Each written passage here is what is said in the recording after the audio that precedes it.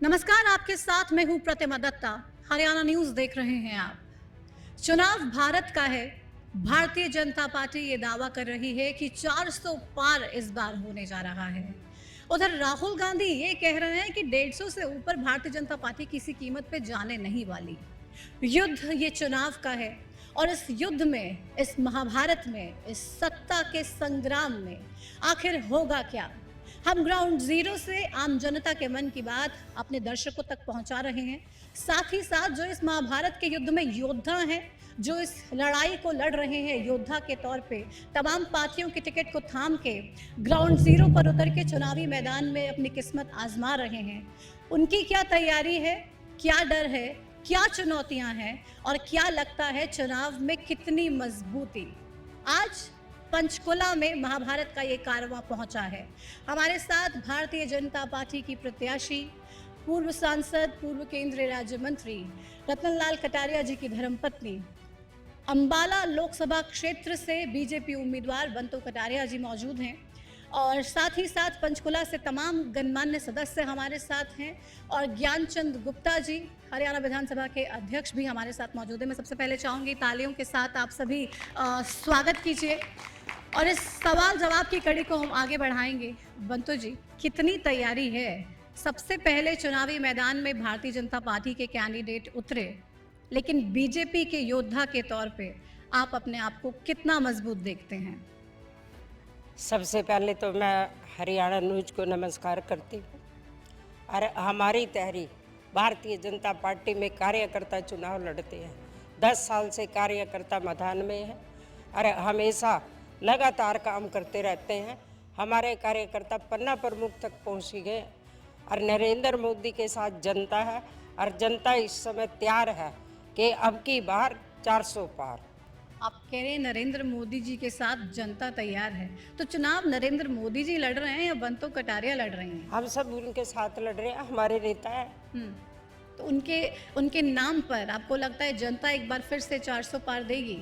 Bharatiya Janata party का नेता ही नहीं है, अब मोदी जी ने पूरे विश्व का नेता है। रूस और यूक्रेन में अगर युद्ध होना तो मोदी जी सलाह देके उसको भी रोक सकता है। तो इतनी ताकत है मोदी जी में। बिल्कुल है। लोगों को आपको क्या लगता है बंतो जी, ये बात अब अभी भी समझते हैं कि मोदी जी सबसे शक्तिशाली, सबसे ताकतवर और सबसे एलिजिबल उम्मीदवार हैं पीएम के नाते? इसमें कोई शक नहीं है। लोगों की एक आस्था बनी है क्योंकि लोगों ने जो राज दिखाया है कांग्रेस का। अगर मैं बात करूं श्रीमती इंदिरा गांधी की, जिसने एक ही नारा लगाया था कि गरीबी हटाओ, आज तक जब तक अटल बिहारी वाजपेयी जी देश के प्रधानमंत्री बने, गांव में पैसा तब खर्च होना शुरू हुआ था। उससे पहले गांव में 1 रुपया नहीं लगता था। ये वोट लेते थे और दिल्ली जाकर बैठ गए थे। उसके बाद 14 में हमारी सरकार आई और तब नरेंद्र मोदी जी ने जन धन खाते खोले और वो 80 करोड़ लोगों को फ्री में अनाज देने का काम किया। जब हमारे कार्यकर्ता खाते खोल रहे थे तो वो चिल्ला रहे थे, पैसे कहाँ से डालोगे। आप कह रहे हैं कि गरीबी नहीं हटा पाई कांग्रेस पार्टी, लेकिन कांग्रेस पार्टी, क्योंकि आपकी प्रतिद्वंदी है, आरोप तो लगाएंगे और वो लोग ये कहते हैं कि आप लोग गरीबी हटाने की बात करते हैं, आप तो और गरीब बना रहे हैं, आप फ्री में राशन दे रहे हैं, आप एक व्यक्ति को सशक्त तो नहीं कर रहे। हमने स्टार्टअप शुरू किया। 17 सितंबर को देश के प्रधानमंत्री नरेंद्र मोदी जी का जन्मदिन था। पीएम विश्वकर्मा योजना शुरू की। जो नाई है, जो धोबी है, कोई भी गरीब आदमी वो 1 लाख रुपए का लोन लेके और उसकी गारंटी मोदी जी लेंगे बिना ब्याज के। अगर वो 1 लाख रुपया भर देते हैं तो अगले साल 1 लाख रुपया भारतीय जनता पार्टी की सरकार आती है तो उसको देगी। आप कह रहे हैं मोदी की गारंटी में दम है और लोग उसको मान रहे हैं। आपने सबसे पहले ही प्रचार शुरू कर दिया। आप जब ग्राउंड पे उतरी तो मोदी की गारंटी को लोग वास्तव में मान रहे हैं, उनको लगता है कि इससे उनका भला होने वाला है। अंबाला लोकसभा का थोड़ा सा अगर ग्राउंड टीम तो कुछ अलग है। रतनलाल कटारिया जी ने यहाँ लगातार 3 बार अंबाला की जनता ने उनको प्यार दिया। तो जब मुझे नरेंद्र मोदी जी ने कमल का फूल लेकर भेजा, तो वो प्यार जब मैं गांव में जाती हूँ और वो हर जगह भारतीय जनता पार्टी के कार्यकर्ताओं में देखने को मिला। और वो कहते हैं कि जो नारा नरेंद्र मोदी का है कि अब की बार 400 पार, उसमें एक कमल का फूल अंबाले का होना चाहिए, हमारी बहन का होना चाहिए। ये कार्यकर्ताओं की एक आवाज़ है। तो रतनलाल कटारिया जी ने आपके लिए बहुत काम किया। उनके जाने के बाद मुश्किल था इन तमाम चीज़ों को समेटना, संभालना। उनकी जो लगातार अंबाला के लिए एक लड़ाई लड़ रहे थे, एक प्रतिनिधित्व कर रहे थे, उसको आगे इसमें बढ़ाने मैं के लिए। सबसे ज़्यादा हमारे हरियाणा के पूर्व मुख्यमंत्री, वो एक बड़े भाई की तरह खड़े रहे। हमारे पंचकुला के स्पीकर ज्ञानचंद जी, वो भी हमारे बड़े भाई की तरह खड़े रहे। हमारे गृह मंत्री पूर्व अनिल विज भी भाई की तरह खड़े रहे। भारतीय जनता पार्टी के विधायक कंवरपाल जी मंत्री, वो भी एक भाई की तरह खड़े रहे। और भारतीय जनता पार्टी के सारे कार्यकर्ता, सब ने मुझे एक भाई की तरह सपोर्ट किया। तो लोग भी ग्राउंड पर इस बात के लिए आपको भी सपोर्ट करेंगे कि रतनलाल जी की जो कमी है उसको उनकी धर्मपत्नी बंतो कटारिया ही पूरी कर सकती है। ये तो अम्बाला की जनता की आवाज़ है और वो 25 मई को बता पाएंगे। इतनी जल्दी मैं कोई फैसला नहीं कर सकती। लेकिन ग्राउंड में जब जाते हैं तो कहीं हर जगह खुशहाली नज़र आती है या कहीं पे विरोध का सामना भी करना पड़ता है? अभी तक कहीं विरोध नहीं हुआ।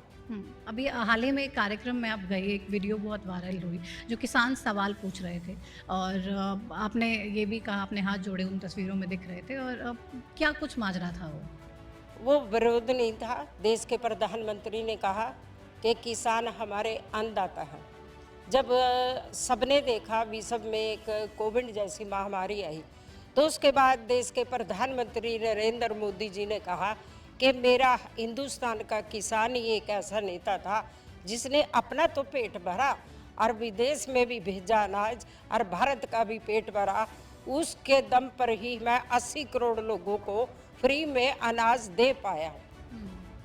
ये नरेंद्र मोदी जी के शब्द है। आप किसानों की बात करें कि वो बहुत खुश हैं, लेकिन किसान तो अंबाला पंजाब के बॉर्डर पे बैठे हैं, शंभू बॉर्डर पे बैठे हैं और अपनी नाराज़गी लगातार जाहिर कर रहे हैं। लोकतंत्र में हर आदमी को अपनी बात कहने का अधिकार है। उनका अपना काम है। तो अंबाला और से उनके बिल्कुल साथ कांग्रेस साथ मिली हुई है। पंजाब में आप पार्टी है, उनका नेता तो आपको बताइए आजकल कहाँ है। तो क्या किसान जो हैं वो लोग किसान नहीं हैं, वो पॉलिटिकल पार्टी से फंडेड हैं, इंस्पायर्ड हैं? काम तो वो कांग्रेस के इशारों पे ही कर रहे हैं, पर ये कहना उचित नहीं है कि फंडिंग किसकी है। अच्छा, लेकिन अंबाला के लोगों को मुश्किल तो हो रही है ना बंतो कटारिया जी? आप देखिए परेशान तो वो हैं, कट गया है पंजाब से। नहीं, ऐसा तो नहीं है।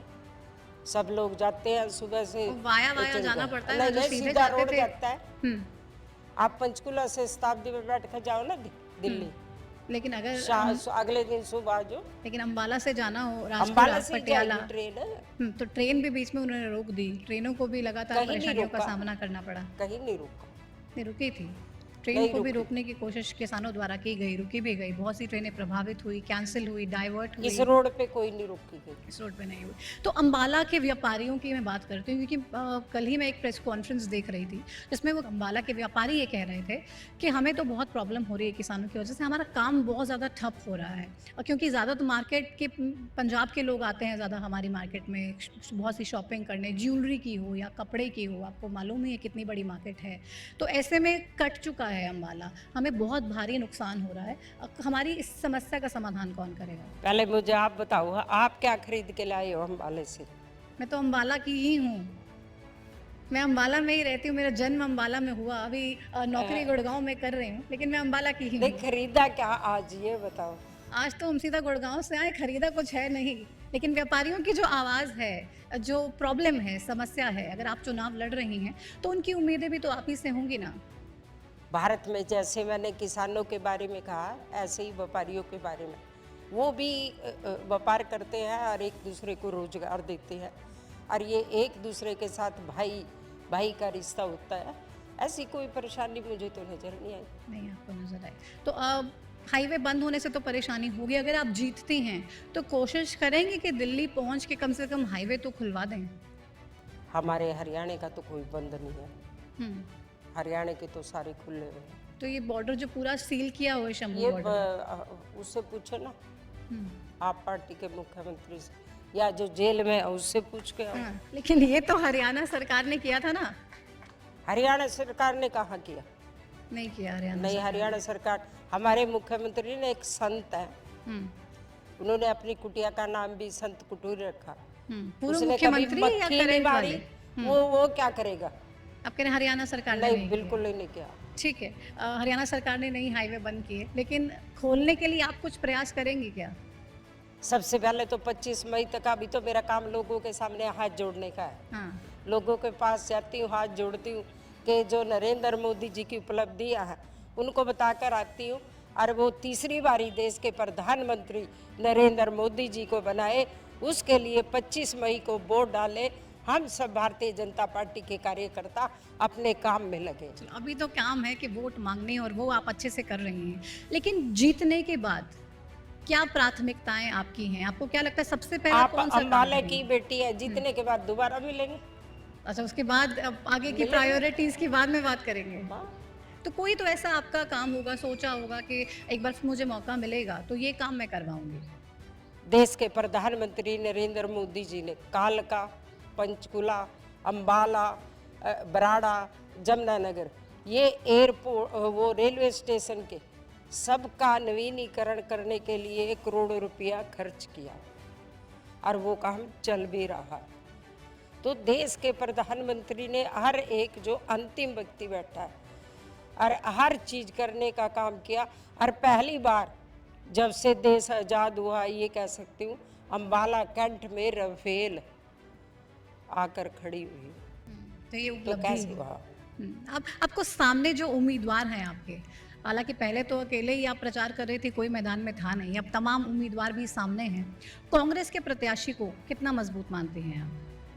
कांग्रेस के बारे में तो मैं यही कह, जब तक उन्होंने उतारा नहीं था तब मैं कहती थी कि ना लोग ना राधा नाचेगी, और आज मैं कह सकती हूँ कि जब 400 पार के नरेंद्र मोदी जी का तूफान चलेगा और कांग्रेस पार्टी को बहा कर ले जाएगा, दिल्ली कहीं नजर नहीं आएगी कांग्रेस पार्टी, बिल्कुल नजर नहीं आएगी। बिल्कुल नजर नहीं आएगी।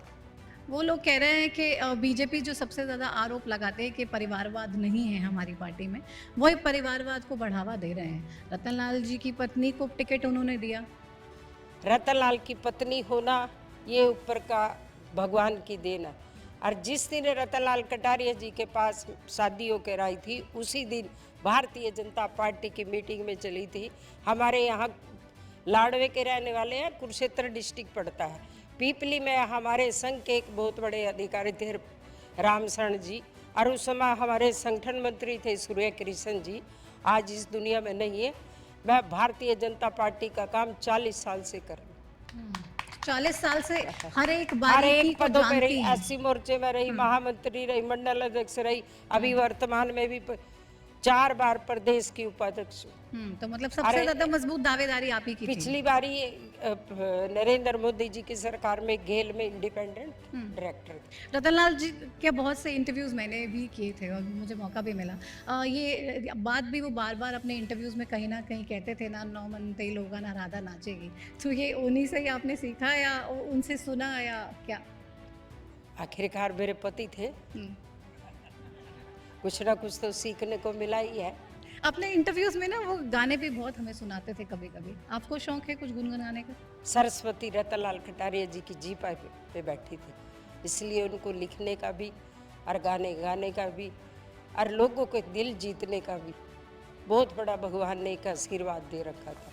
वो शायद मुझ में नहीं है। मैं वैसे कर सकती हूँ, पर वो गाने गाना, वो करना, वो उन्हीं का ही उन्हीं का ही तो वो। हम अम्बाला की बात करें तो अब ये भी लगातार विरोधी आरोप लगाते हैं, क्योंकि जब चुनाव में आप जाते हैं तो एक दूसरे पर आरोप प्रत्यारोप का दौर तो चलता ही है। नशे की हम बात करें, आपको लगता है कि अम्बाला प्रभावित है या अम्बाला बचा हुआ है, या क्या स्थिति नशे को लेकर अम्बाला के युवाओं की है? हमारे मुख्यमंत्री मनोहर लाल जी ने 14 में जब कमान संभाली, सबसे पहले नशे के ऊपर ही काम किया। साइकिल यात्रा निकाली, पूरे हरियाणा में घूम के आई है और जागरूक, भाई युवाओं के लिए युवा जाग जाए और नशे से दूर रहे। खेलो इंडिया में पंचकुला में शुरू हुआ, सबसे पहली बारी हमारे पूर्व मुख्यमंत्री मनोहर लाल जी ने शुरू किया और हर गांव में व्यायामशाला बनाने का काम किया कि बच्चे नशे से दूर रहे। और खिलाड़ियों के लिए, और हमारे हरियाणा में तो मनोहर लाल जी ने एक नारा दिया, धाकड़ जवान, धाकड़ पहलवान, धाकड़ खिलाड़ी। ये नारा हमारे मनोहर लाल जी ने दिया। उन्होंने एक बहुत काम किए हैं कि अनगिनत, जिससे युवा नशे से दूर रहे। आप कह रहे हैं कि मनोहर लाल जी ने बहुत से काम किए जिससे युवा नशे से दूर रहें। धाकड़ किसानों की बात की, खिलाड़ियों की बात की आपने, और लगातार आप अलग अलग सेक्टर्स की बात भी कर रही हैं।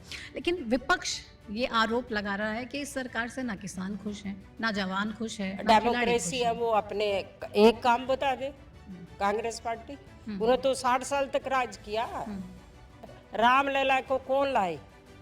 कांग्रेस ने 60 साल तक राज किया इस देश पर। राम मंदिर कौन लाए? भारत माता का लाल नरेंद्र मोदी जी 22 तारीख को रामलला की प्राण प्रतिष्ठा करके पूरे भारत को एक नए भारत बनाने की नींव रख दी। तो सबसे बड़ा काम मोदी जी का आपको लगता है राम मंदिर बनाना है? कौन सा काम नहीं किया? अभी नई पार्लियामेंट बनाई कांग्रेस ने, इतने साल के सोचा भी नहीं। और नई पार्लियामेंट में पहले दिन ही देश की जो आधी आबादी है उसको जाने का अधिकार मिला, और पहले दिन ही नारी अधिनियम कानून बनाकर महिलाओं को 33% देने का अधिकार दिया, और राष्ट्रपति से वो साइन भी करवा दिया। और अब नरेंद्र मोदी जी कहते हैं कि तीसरी बारी हिंदुस्तान की जनता मुझे प्रधानमंत्री बनाते हैं।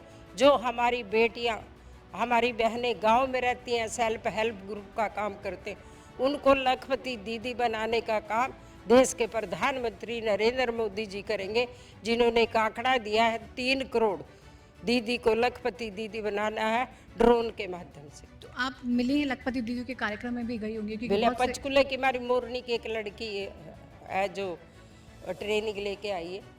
तो उन्हें कितना गर्व होता है, कितना अच्छा लगता है? क्योंकि मैं एक महिला होने के नाते शायद आप महिलाओं की प्रॉब्लम्स को, उनकी समस्याओं को ज़्यादा बखूबी समझ सकती हैं।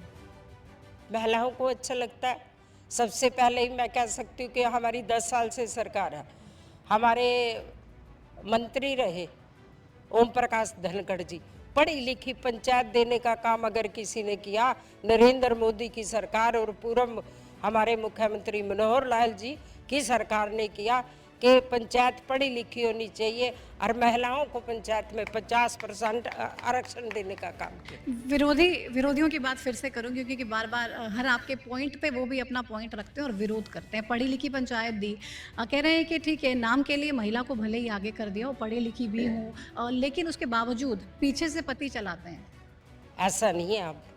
आप गांव में जाकर देखिए, जो महिला सरपंच होती है मंच पर बैठती है और धन्यवाद करती है, मेरा स्वागत करती है, महिलाएं आगे बढ़ रही हैं। वो कांग्रेस के ज़माने की बात करें, जिसकी नेता भी सोनिया गांधी थी, इंदिरा गांधी थी, जिन्हें महिलाओं को घर से बाहर ही नहीं निकलने दिया। तो आप लोग महिलाओं को असल मायने में उनके लिए काम कर रहे हैं। नारी बिल्कुल शक्ति करते हैं। वंदन अधिनियम की आपने बात की, और महिलाओं को रिजर्वेशन राजनीति में भी देने की कोशिश भारतीय जनता पार्टी ने ना सिर्फ की बल्कि उसको साकार भी किया। लेकिन अभी हम अगर लोकसभा चुनावों की बात करें, खासतौर पे हरियाणा की अगर बात कर ली जाए, तो एक महिला के नाते टिकट मात्र एक ही दी गई है। क्या लगता है यहाँ पे भी और उम्मीदवारों को, महिला उम्मीदवारों को जगह देनी चाहिए थी? भारतीय जनता पार्टी में एक कार्यकर्ता काम करता है, और भारतीय जनता पार्टी के बहुत सारे संगठन है। चुनाव लड़ने के लिए 3-4 चीज़ें चाहिए होती। सबसे पहले तो जनता क्या चाह रही है। अगर जनता उसी नेता को चाह रही है और उस पर वो करती है विजिबिलिटी, तो इसलिए सारी चीज़ें तैयार होने के तब कोई भी पार्टी में, कांग्रेस की तो बात नहीं करती। कांग्रेस के बारे में तो ये कहा जाता है कि मंडी में जैसे माल बिक रहा है ना, उन पर कार्यकर्ता तो रहे नहीं। भाई बोलने लगती है केले ले लो, सेब ले लो, कांग्रेस का टिकट ले लो, कांग्रेस का टिकट ले लो।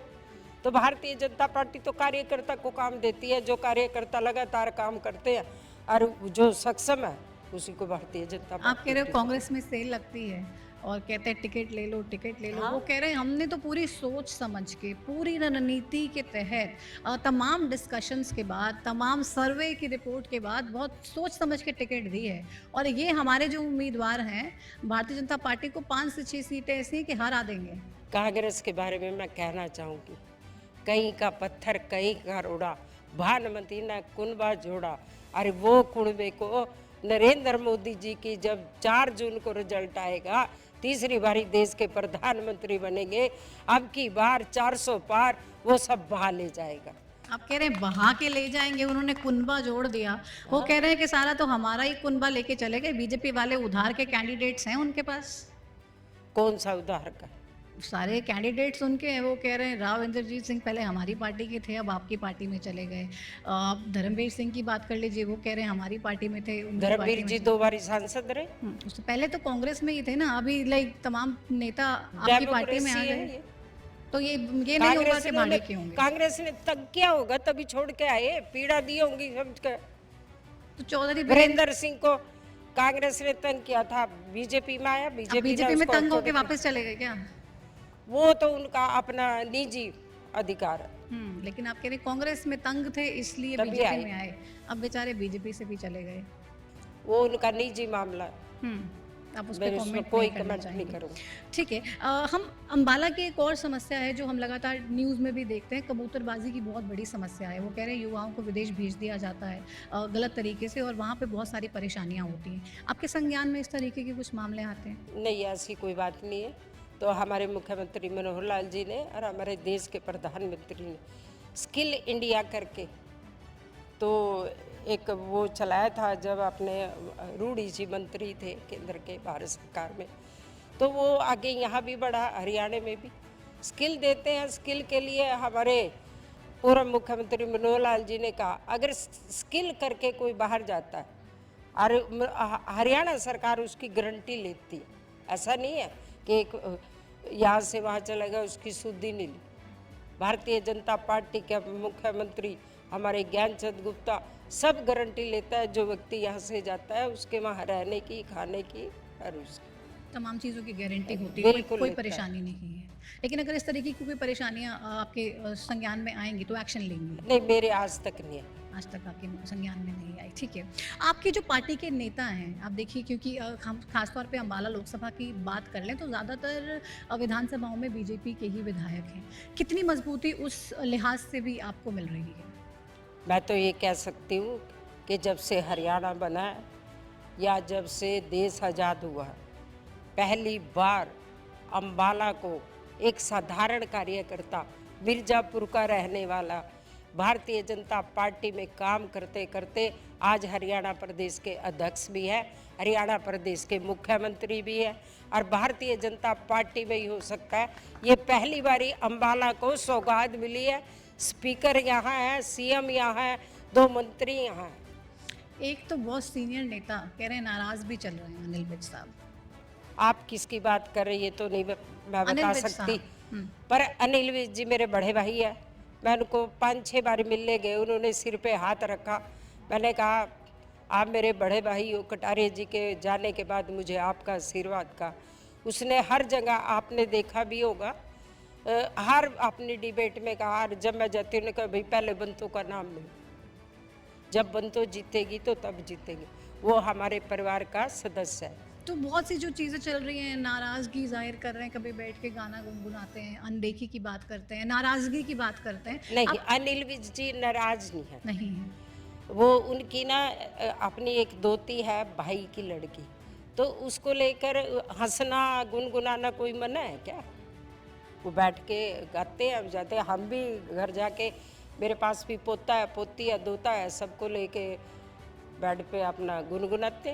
तो क्योंकि जब अभी हाल ही में सरकार बदली रातों रात, सीएम भी बदल दिया गया, तब मीटिंग से नाराज़ होकर अनिल विज साहब आ गए और अपने घर पे ही अपने दोती के साथ, जिस तरीके से आपने बताया, खेले भी और कहीं ना कहीं अपनी नाराज़गी दिखाने की कोशिश भी की। आपको लगता है ऐसा नाराज़ हमें नहीं? तो नजर नहीं आया। नहीं है। तो आपको सपोर्ट पूरा कर रहे हैं? बिल्कुल कर रहे हैं। उनके जो कार्यकर्ता हैं, उनके जो खास नेता हैं, वो कहीं ना कहीं दुखी हैं? आपको लगता है उनको दुखी होना चाहिए कि इतने सीनियर मंत्री और अभी नहीं, तो भारतीय स्टैग नहीं जनता है उनके पार्टी पास। में कोई दुखी नहीं होता।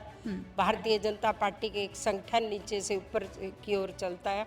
ऊपर से जो वो कार्यकर्ताओं को जो काम करने की दिशा दी जाती है उसी तरीके से काम करता है, कोई नाराज नहीं होता। कोई नाराज नहीं। नहीं। तो जितने भी बड़े नेता हैं, तमाम नेता आपके साथ चुनाव प्रचार में पूरी सब लगे हुए हैं। शिद्दत से जुटे हाँ, हुए हैं। 9 की 9 विधानसभा में जो जीते हुए हैं और जो नहीं जीते वो सब आज भारतीय जनता पार्टी की कैंडिडेट उसके साथ लगे हुए हैं। और सबके दिल में एक ही है कि अब की बार 400 पार और तीसरी बारी मोदी जी की सरकार। तो हरियाणा में भी आपको लगता है जो 10 का टारगेट दिया है वो आप लोग कम कर लेंगे कंप्लीट? समय आप भी देखेंगी जब 4 मई को उसको जून को रिजल्ट आएगा, 10 की 10 कमल के फूल खिलेंगे और 11वां हमारा करनाल से खिलेगा। हमारे मुख्यमंत्री जी चुनाव लड़ रहे हैं। तो जो सरकार बदली, ग्राउंड में जाते हैं, उसको लेके लोग खुश हैं? आपको क्या फीडबैक मिलता है? सरकार में होता रहता है, सुनिए, कुछ लोगों को संगठन में काम करने के लिए भेजा जाता है, जो संगठन में काम कर रहे होते हैं उनको सरकार में लाया जाता है। ये तो एक परंपरा हमेशा चलती रहती है।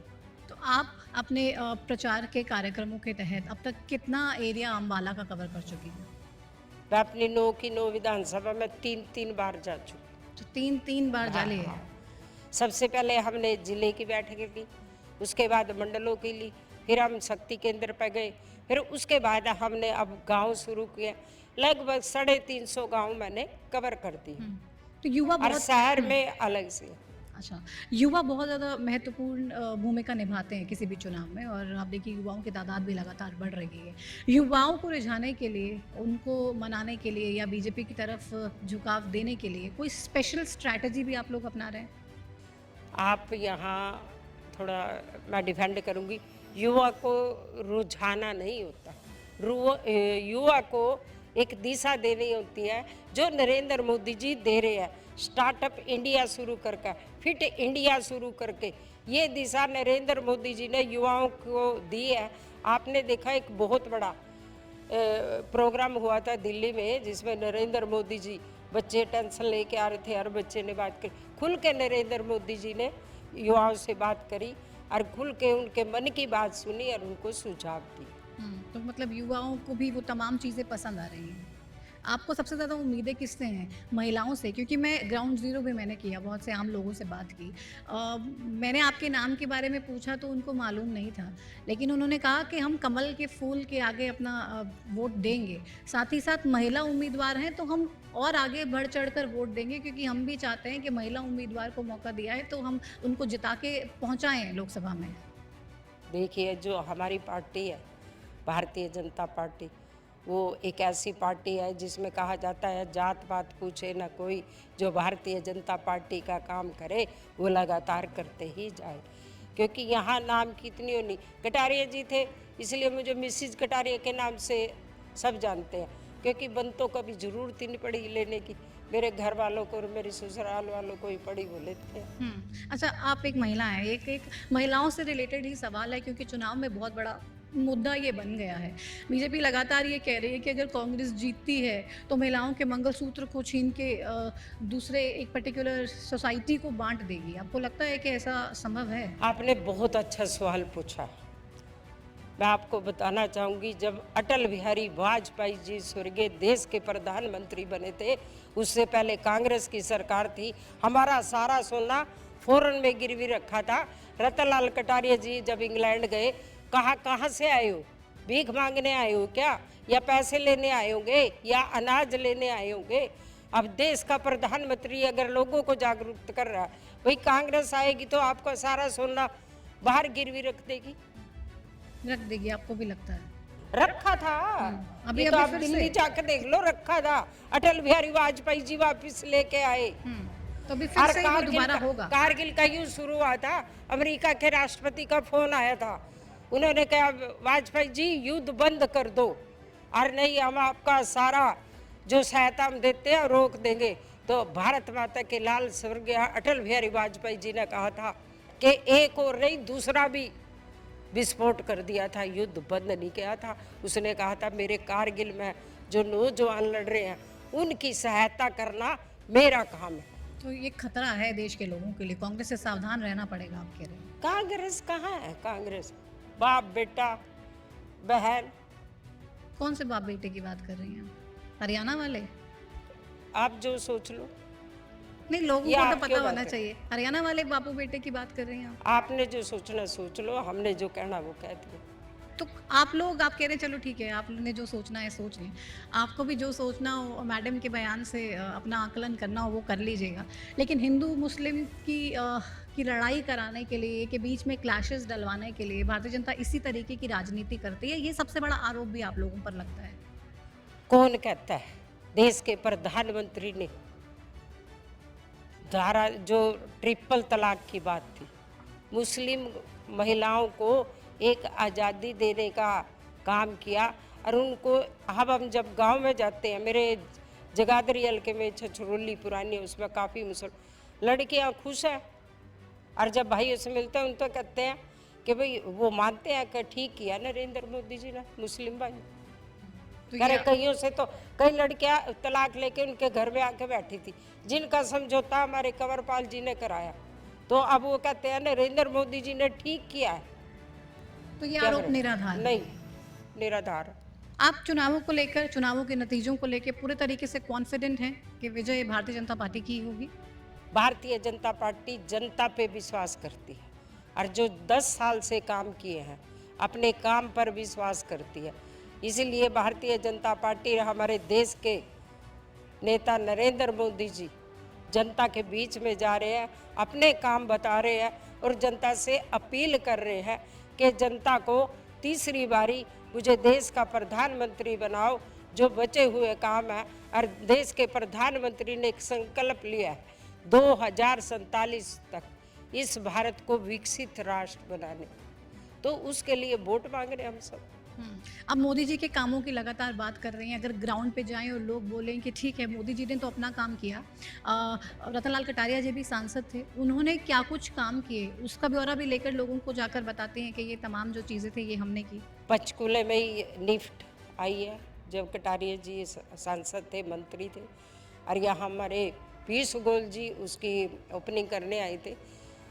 मंत्री जी ने कहा था पूरे भारत में 17 है, 17 में से एक पंचकूला है, और एमडीसी में आयुष की बहुत बड़ी यूनिवर्सिटी बन रही है, जिसका नींव देश के प्रधानमंत्री नरेंद्र मोदी जी ने रखी थी। तो ये तमाम काम उन्होंने किए। और ये पासपोर्ट, जमुनानगर में पासपोर्ट, पहले सब चंडीगढ़ आते थे पासपोर्ट बनाने, हमारी सरकार ने, नरेंद्र मोदी जी ने हर जिलों में पासपोर्ट खोलने का काम किया ताकि मेरे जिला के अब कोई भी बच्चा परेशान ना हो। तो ये तमाम परेशानियां हल करने का बिल्कुल प्रयास करते हैं। लगातार भारतीय जनता भारतीय पार्टी ने जनता पार्टी जनता की आवाज़ सुनती है और अंत्योदय के ऊपर काम करती है। किया। एक आखिरी सवाल आपसे करूंगी, बंतो कटारिया को लोग वोट क्यों दें? एक आखिरी बार मैं चाहूंगी हमारे दर्शकों को बता दीजिए, उसके बाद तो 25 मई को वोटिंग है। बंतो कटारिया तो वोट मांग ही नहीं रही। कौन मांग रहा है? कमल का फूल? हाँ, कमल बंतो का फूल। कटारिया तो एक निमित्त है। मैंने कहा भारतीय जनता पार्टी में कार्यकर्ता काम करते हैं, हमने भी लगातार काम किया, कटारिया जी के साथ किया, भारतीय जनता पार्टी की उपाध्यक्ष हूँ। तो इसलिए लोगों में नरेंद्र मोदी जी की सारी उपलब्धियाँ बताकर हम जनता से अपील कर रहे हैं कि कमल के फूल हाँ, कमल की आगे वोट दो। बटन अब की दबाइए। बार 400 पार, फिर एक बार मोदी सरकार। चलिए, बहुत शुक्रिया अपना समय हमें देने के लिए, और ये तमाम जो बातें आपने हमारे साथ इंटरव्यू में साझा की हैं लोगों ने भी सुनी, और साफ तौर पे अब डिसीजन क्या लेना है। बंतो कटारिया जी कह रहे हैं कि बंतो कटारिया वोट नहीं मांग रही हैं आपसे। भारतीय जनता पार्टी का जो चुनाव चिन्ह है, कमल का फूल है, वही कैंडिडेट है, उसी को ही आपको वोट देनी, और फिर से 400 पार का जो सपना बीजेपी ने देखा है इस बार वो साकार होगा। अब क्या साकार होता है, कैसे होता है और कितनी मजबूती से होता है, क्या हरियाणा से भी 10 की 10 सीटें जीतने वाली हैं, क्या अम्बाला में आप बंतो कटारिया को जिताने वाले हैं या फिर आपको लगता है कहीं ना कहीं कंपटीशन है और वो कंपटीशन किसके बीच में है, क्या है, कैसे है, वो तमाम चीज़ें आपको चुननी है। लेकिन हमारा काम इतना है, हम ग्राउंड जीरो पर पहुंचे, तमाम योद्धाओं से आपको मिलवाएं, तमाम लोगों से आपको मिलवाएं, ताकि आप ये डिसाइड कर पाएं कि आपके लिए सबसे बेहतर कौन है। तो महाभारत के आज के इस एपिसोड में आपने अंबाला से बीजेपी की योद्धा बंतो कटारिया को सुना। अब इंतजार करेंगे और आप भी इंतजार कीजिए कि आपके बीच ये तमाम बार प्रचार करने के लिए पहुंच रही हैं, आपके मुद्दों को कैसे आगे उठाएंगी और आपकी परेशानियों का कैसे हल करेंगी, वो फैसला आपको करना है। लेकिन फिलहाल हरियाणा न्यूज़ में मेरे साथ बस इतना ही। आप देखते रहिए हरियाणा न्यूज़। नमस्कार।